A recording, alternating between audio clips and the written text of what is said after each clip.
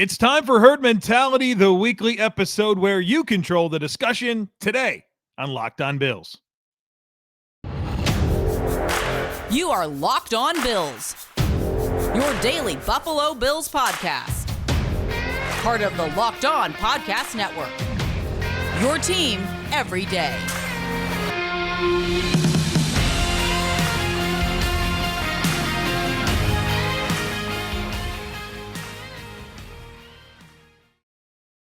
What's up, Bills Mafia? It's Joe Marino from the Draft Network, and I'm your host of Locked On Bills.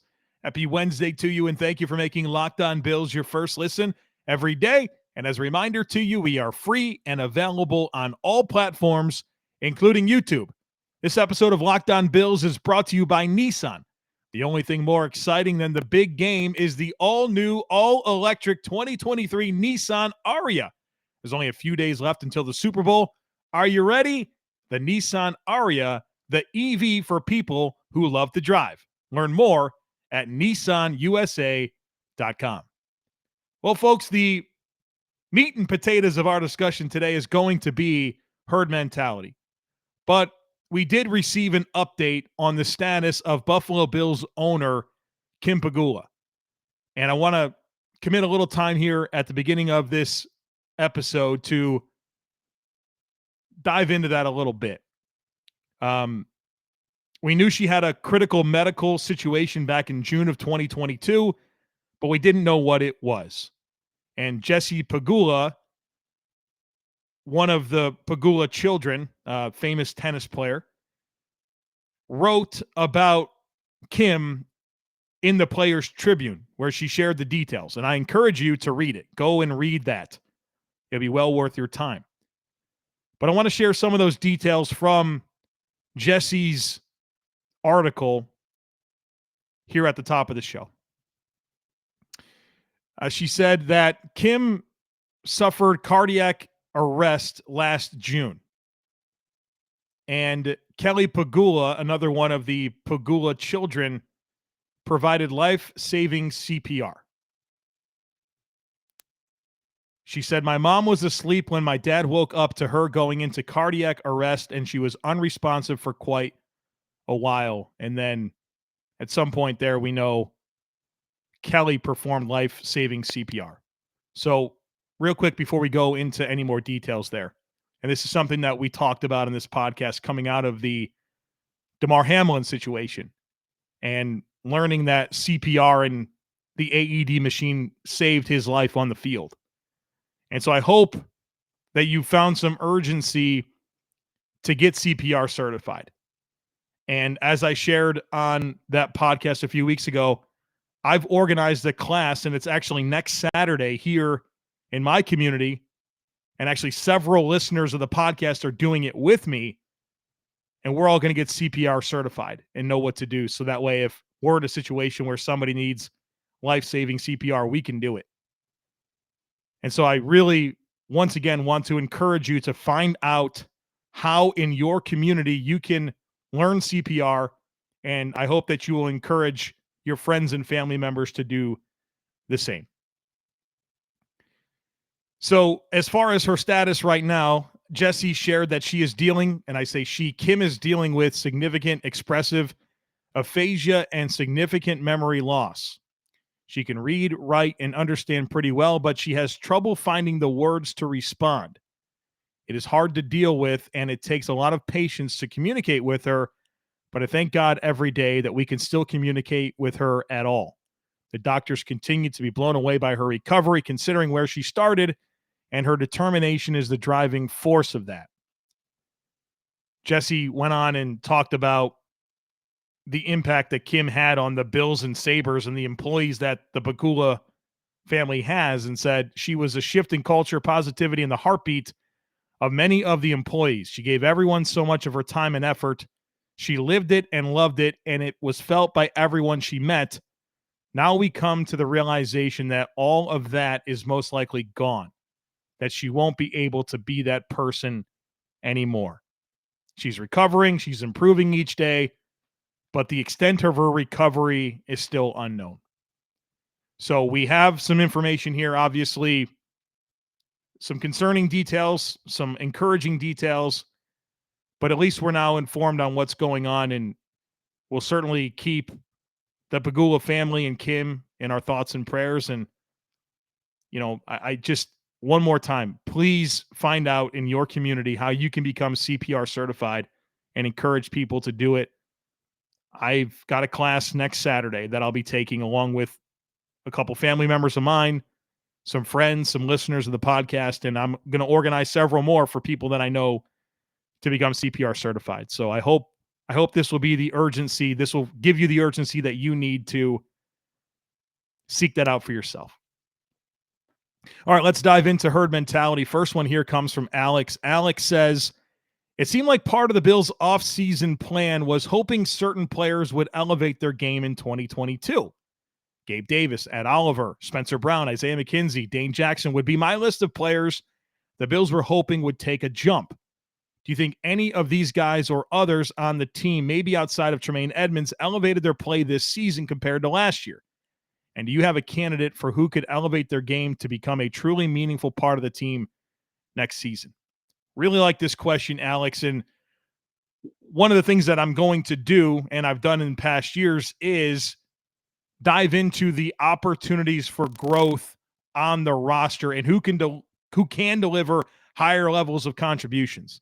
I think we get so excited about draft picks and players that the Bills can bring in from outside the organization, when in reality, sometimes your clearest path to improving as a football team is the players that you already have getting better. And I think for any team, they're somewhat reliant on in-house players improving and stepping into roles and contributing at a higher level than what they did in previous years. And so, yes, that was certainly part of the plan. And when I look through the Bills roster, Tremaine Edmonds absolutely comes to mind as a player that elevated their play and delivered a higher level of contribution. I would say Gregory Rousseau as well. And also, I think it's worth acknowledging that a lot of good players remained good. But I do think it's fair to say, hey, Gabe Davis, more opportunity, not necessarily correlating with a bigger impact. Ed Oliver, about the same. Spencer Brown, about the same. Isaiah McKenzie, more production, but the same high variance player. Dane Jackson played a lot of snaps, but was, up and down. I think if you take a quick glance, and we'll flesh this out a lot more in depth than I will right now, but guys that next year I think can take a step and really elevate their play and, in turn improve the football team. Spencer Brown, Khalil Shakir, Gabriel Davis, James Cook, Greg Rousseau again, Kyer Elam, Christian Benford, all those players come to mind off the top of my head. And I'm sure there's others that I'll sort out as we get to that part of our offseason conversation. But I think this is a good question here, Alex, and appreciate you acknowledging and understanding that importance of growth within the players that you already have. And again, there's players that didn't get better, but that's okay. Jordan Poyer, Josh Allen, Steph Diggs, Mitch Morse, Deion Dawkins, those weren't players that were better this year, but you're satisfied with the caliber of player that they are and the contributions that they deliver year over year. The next one comes from Chris. I love this question from Chris. Says, is there anything obvious from a scouting perspective that McDermott and Bean missed when drafting Ed Oliver, considering the handful of guys that were selected after him that have had more impactful and better careers to this point? So, you go back to that 2019 defensive tackle class, and there's a lot of good players that were drafted. The first one, Quinnen Williams, has been an absolute stud for the Jets. Then it was Ed Oliver. And then after Ed Oliver was Christian Wilkins, Jeffrey Simmons, Dexter Lawrence. I mean, guys that have really been big-time players for their teams. And Ed Oliver has been a good player, but not necessarily a high-impact player like we want him to be. And so the question is, was there anything obvious that was missed? And I think the answer to that is yes. And it's size. And I'm not sitting here saying that I didn't agree to draft Ed Oliver number 9. I would have done it at the time, no doubt about it. There's no question. I'm not trying to sit here and say that I too didn't fall into the same thing. And also acknowledging that Ed Oliver is a good starter. He's a good starter. He's just not a top tier, elite, consistently dominant player. But size. It's absolutely size. That was the variable that was right there. Ed Oliver is 6'1" and 7/8. That's the 17th percentile for defensive tackles. 287 pounds. That's the 10th percentile. 77 and 3/8 on the wingspan. That's 15th percentile. 31 and 3/4 inch arms. That's 8th percentile. 9 1/4 inch hands. That's 10th percentile. Ed Oliver's small. He's a small, undersized defensive tackle. And I'm guilty of falling into this from time to time. I certainly am at other positions too. But Ed Oliver is an outlier in terms of size. He is. And that's why thresholds as disqualifiers are so important for you to stay committed to. You never want to count on a guy being the exception. Ed Oliver's a good player, but like we said, not a consistently dominant player. Scouting football players is really just risk assessment. You gather all the information, you compare it to historical norms, and then from there, what does it tell you about likely outcomes for that player in the NFL? If there isn't a long list of 6'1", 287-pound defensive tackles with sub-32-inch arms that are out there making an impact in the NFL, don't expect that player to do it. And so, yeah, I think there was something obvious here. It's that he's undersized. And the Bills probably broke some rules within their own scouting process to say, you know what? We like the skill set. The athleticism's off the charts. We think he can overcome it. But at the end of the day, he's small and lacks length. That's it. Appreciate that question, Chris. I love that one. The next one comes from Ridiculous. I hope I said that correctly. Ridiculous says, I was listening to the receiver breakdown pod, and you said Gabe had a limited route tree among other issues. I was wondering why that isn't an issue that he could fix. Can he learn and perfect more routes in the offseason to have a more versatile usage? Good question. Gabe Davis has a limited route tree because of his physical skill set. He's stiff, right? He's stiff in his lower half. He doesn't have loose hips. He doesn't have loose ankles. He's stiff. He lacks elusiveness. He doesn't have a lot of twitch that enables him to uncover quickly. He doesn't have the fluidity necessary or the explosiveness to get in and out of breaks suddenly enough to be a consistent separator. And that horizontal plane of routes, right? There's vertical routes. You think about a post, a flag, just down the field, vertical, one cut, and that's not a hard horizontal break. And then there's that horizontal plane, which is your more in cuts, your horizontal breaks where you have to cross the face, get in and out of a break and turn and plant and pivot in a hard horizontal turn. That's never going to be his forte because he's stiff and lacks twitch and elusiveness. And so he needs to play a vertical style of game to compensate for his limitations. So it's, we talk a lot about Gabe Davis, and sometimes we appreciate that he had 800 yards and 7 touchdowns. And that's good wide receiver 2 production. And we say, you know what? He's got this far average depth of target, and so that takes away from his reception percentage and his target efficiency. And, well, he doesn't really play from the slot very often and doesn't get a lot of targets on short routes. And so, that takes away from his ability to produce in that area. No. We're missing the point here. He's a limited player. He's got a limited skill set that limits the offense. He's not going to be able to run a wide range of routes with a high level of effectiveness because he's too stiff to be able to consistently get in and out of breaks and separate and uncover from NFL cornerbacks. That's what it comes down to.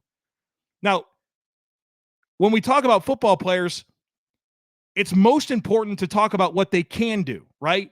And what can they do and how can they help your team? Gabe Davis can get down the field. He can use his size and ball skills to win vertically. And that's fine. That's a great asset to the offense. But for a guy that's going to get over 90 targets, you want those targets going to a player with a more complete skill set that can uncover quickly, that can run all the routes, that can win after the catch. So, yeah, there's context behind all these metrics that we bring up all the time with Gabe Davis. But at the end of the day, it comes down to him having a limited skill set because he's tight in his lower half and doesn't have the physical skill to consistently run routes to all levels of the field, all types of routes to really help the offense. And because of that, you have to adapt what you do to cater to a skill set. And to Ken Dorsey's credit, he did that.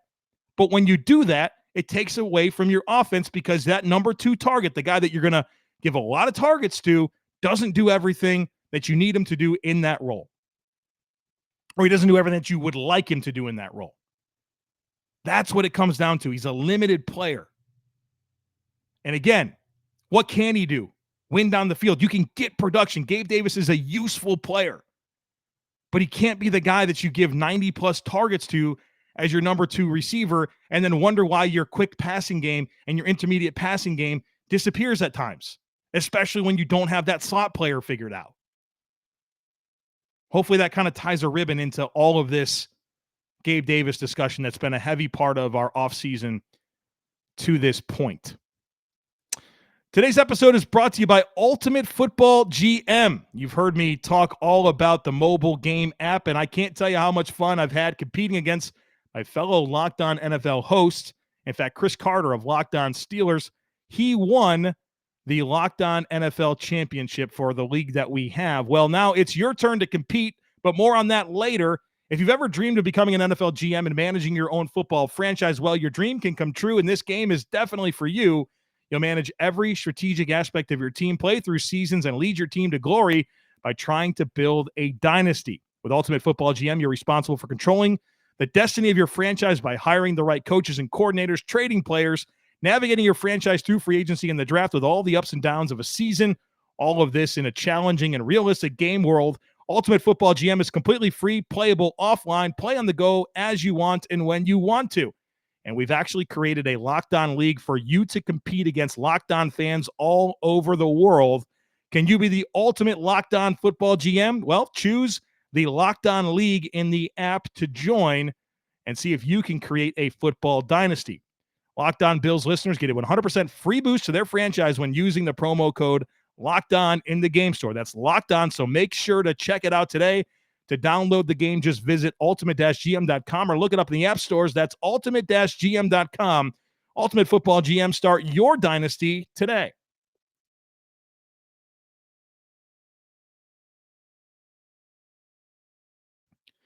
The next one today comes from Noda, who says, the 2022 7th-round draft pick used to trade for Case Keenum offhand didn't seem expensive, but 2 quarterbacks were drafted later in the 7th round, Skylar Thompson and especially Brock Purdy, who seemed to be very effective, and Miami and San Francisco now have these backups locked up into cheap contracts. Do you think this could be an affordable option for the Bills in the 2023 NFL draft? And he mentions drafting a 5th to 7th round quarterback. Listen, here's what I'll say about that. Skylar Thompson was awful last year. Awful. Did not play well. One of the least efficient quarterbacks in the entire NFL. My best friend's Kyle Krabs. He is hoping for the Dolphins, if they're committed to Tua Tagovailoa, to get a very good backup quarterback in place because he doesn't have any trust for Skylar Thompson. Skylar Thompson was objectively bad. So just because he played, that doesn't mean he was good. He limited that football team. Brock Purdy stepped into a very comfortable position with a coach in Kyle Shanahan who has a history of getting unsustainable production from random quarterbacks that don't have a whole lot of physical skill. Hello, C.J. Beathard and Nick Mullins. And now insert Brock Purdy into that conversation. I would encourage you to look at the history of 7th-round quarterbacks or 6th-round quarterbacks or even 5th-round quarterbacks, and you are going to see a very underwhelming list of football players. This was the big conversation that I had when everybody was excited about Jake Fromm, and I'm sitting there trying to tell people, like, this guy can't play. He can't play. And a lot of people said, oh, maybe he could be the next Drew Brees. Maybe he's a steal in the 5th round. And part of what I did there is I shared a graphic of all the 5th-round quarterbacks, and it's a very underwhelming list of guys.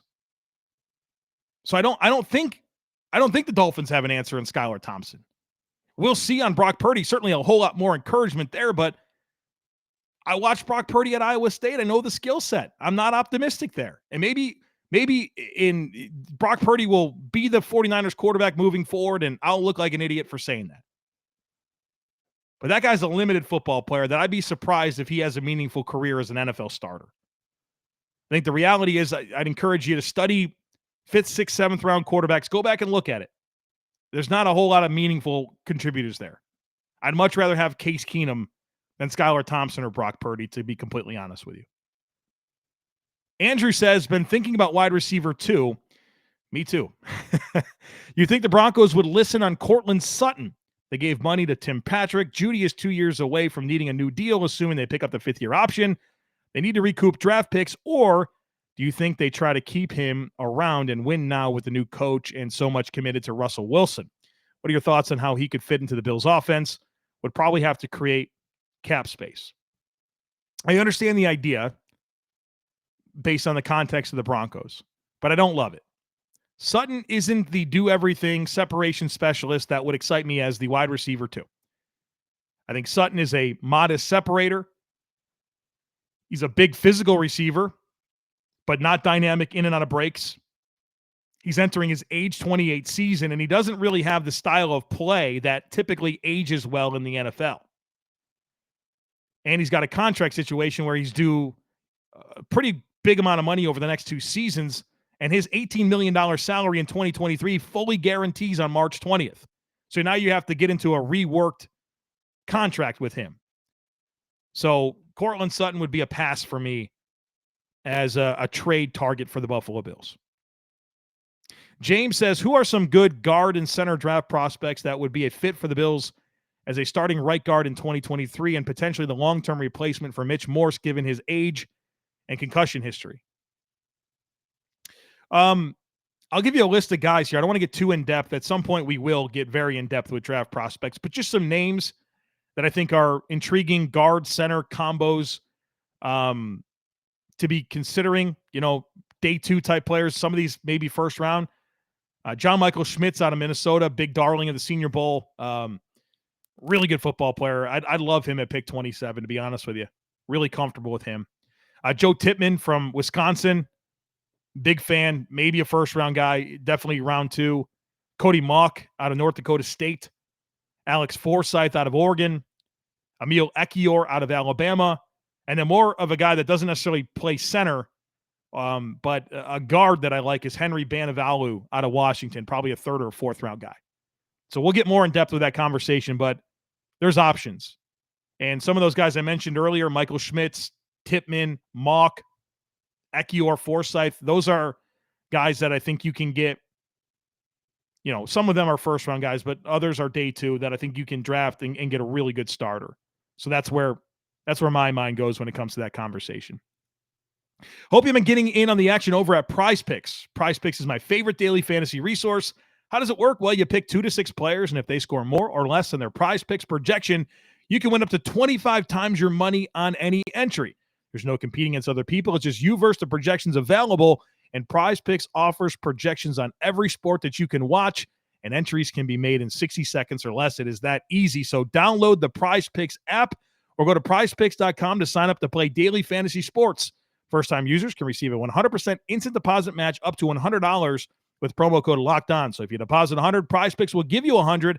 If you deposit 50, PrizePicks will give you 50. Don't forget to enter promo code LOCKEDON at sign up for an instant deposit match worth up to $100. Well, folks, I've been telling you about Built Bars. They're the best tasting protein bars on the planet, and I love that they're a delicious treat that doesn't have all the fat and calories. Things are delicious. They're covered in 100% real chocolate, but they're healthy for you. These macros are off the charts. 130 calories, 4 grams of sugar, and a whopping 17 grams of protein. So many great flavors.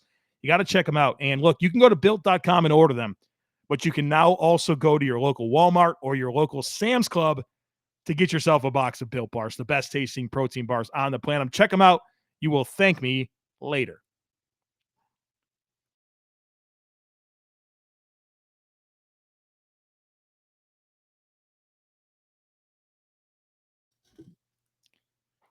All right, the next one today comes from Chris, and Chris says, who would you rather have at guard and tackle?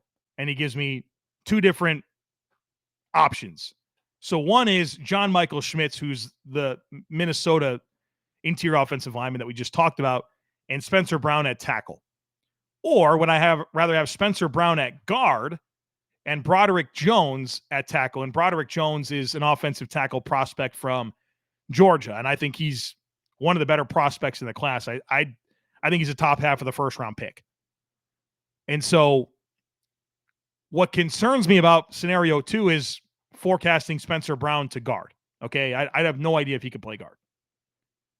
I like John Michael Schmitz, but I don't think he's nearly the caliber of prospect as Broderick Jones. So I am going to pick option B here of Spencer Brown and Broderick Jones because I feel like I get the best 2 football players. I think Broderick Jones is going to be a real stud in the NFL. Big fan of his.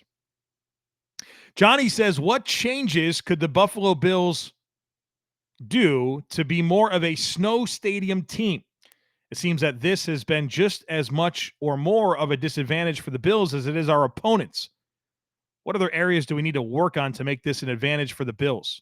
Against the Bengals, the script seemed perfect. We had home field advantage and snow pouring down, which you'd think we'd be hoping for, and it worked against our skill set in a big way.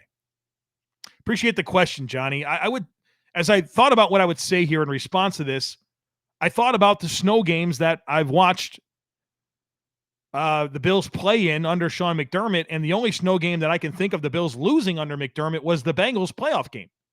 And I honestly, when I consider the reasons why the Bills lost, I don't think of the snow as something that really had anything to do with the result of that football game.